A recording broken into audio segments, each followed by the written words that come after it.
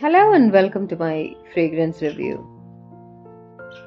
When you are young, you have this tendency to follow trends blindly, and I was no exception.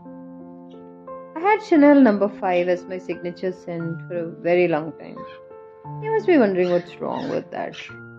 There's nothing wrong, but the fact of the matter is, it did not go with my body chemistry. It didn't last on me at all.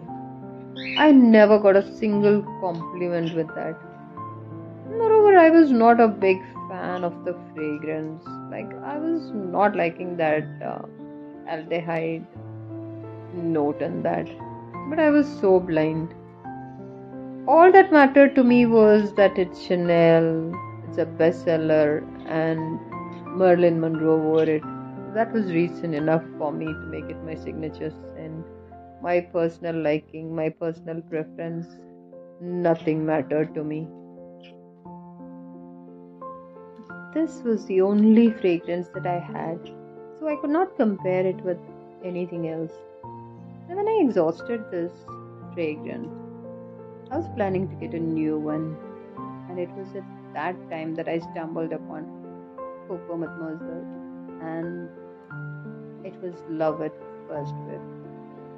Coco Madmoiselle has everything that I want in a fragrance, and it was an eye-opener for me.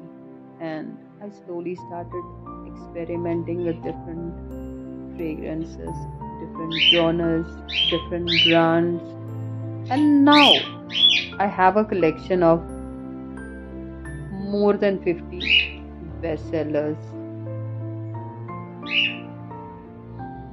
After I started experimenting with different fragrances, different genres, and different brands, now that I started liking the aldehyde note in Chanel number 5, which I used to dislike before, and now that it's not my signature scent anymore, it's so ironic.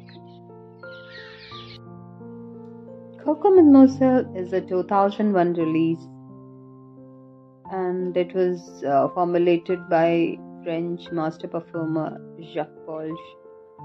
He has about more than 70 fragrances to his credit, and most of them are iconic bestsellers. And he was in-house perfumer of Chanel. And this fragrance has one of the best advertisements, or one of my favorite advertisements, I would say, in which you can see Keira Knightley driving a motorbike in the boulevards of Paris. Chanel Coco Madmoiselle comes in a pack like this.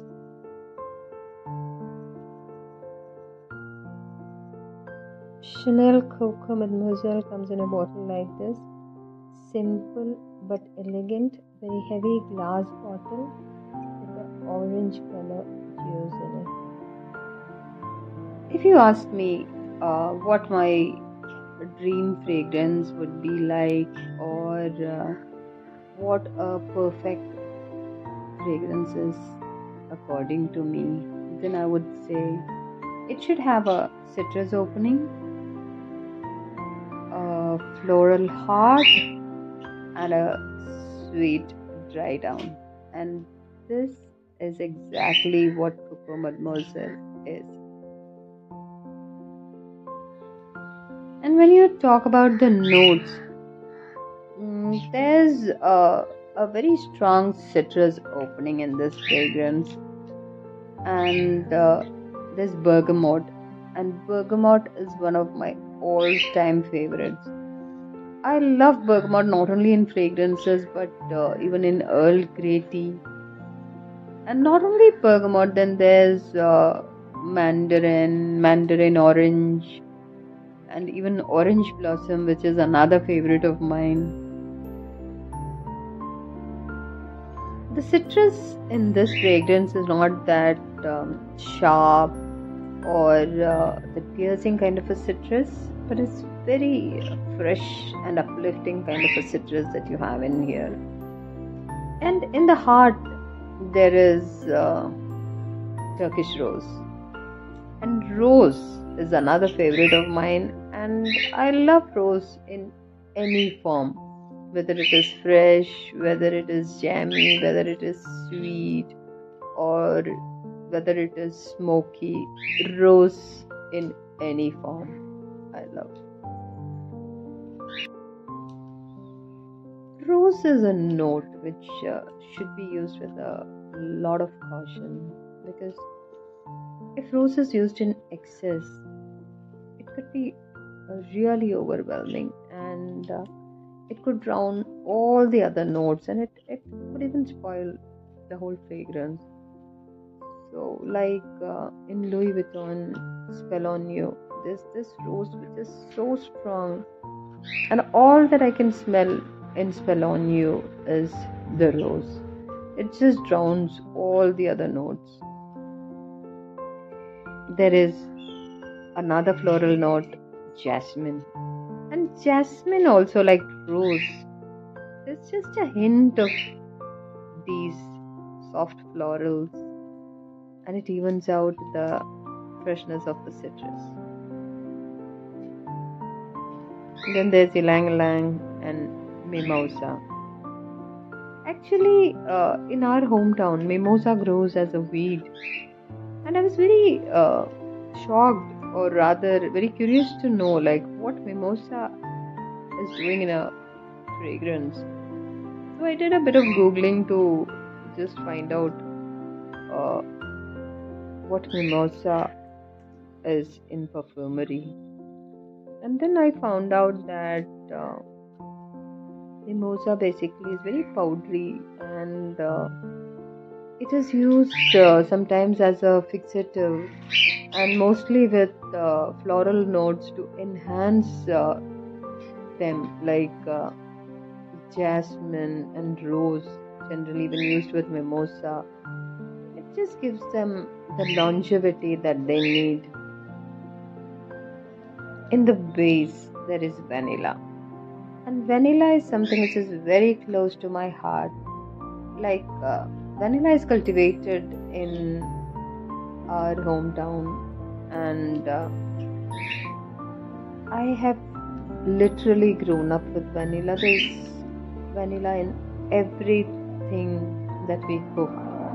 There's this vanilla bean that we get there, and we just scrape off the pulp from that board, and we use it in almost all the desserts.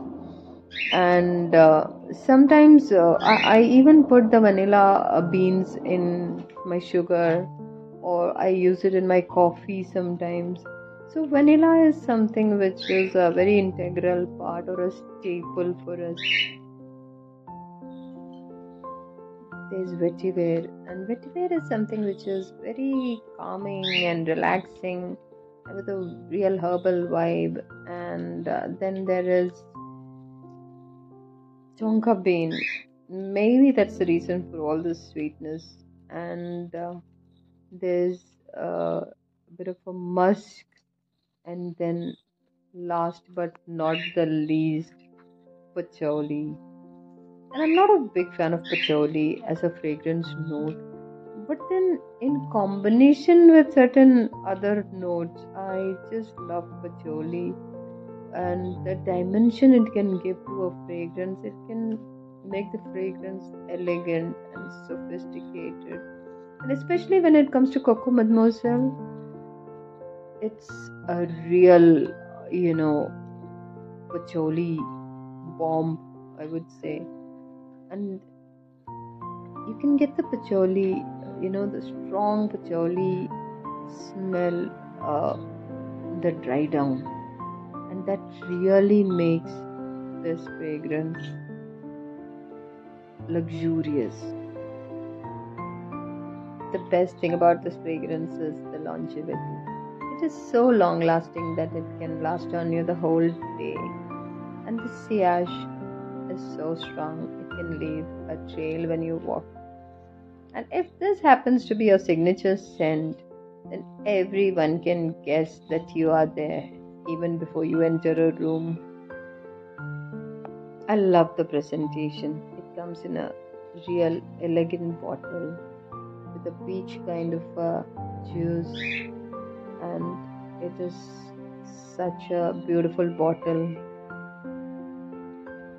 It's a very feminine fragrance, and I don't think it is unisex. And I would wear it anytime.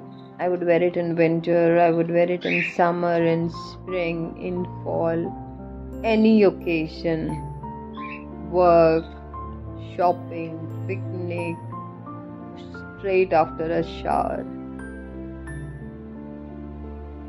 It's a well balanced and very well blended fragrance. None of the notes stand out, and I recommend use it very sparingly because overspraying can make it quite strong and it could even suffocate you. I love Coco Madmoiselle. Thanks for watching. I'll be back with another review very soon.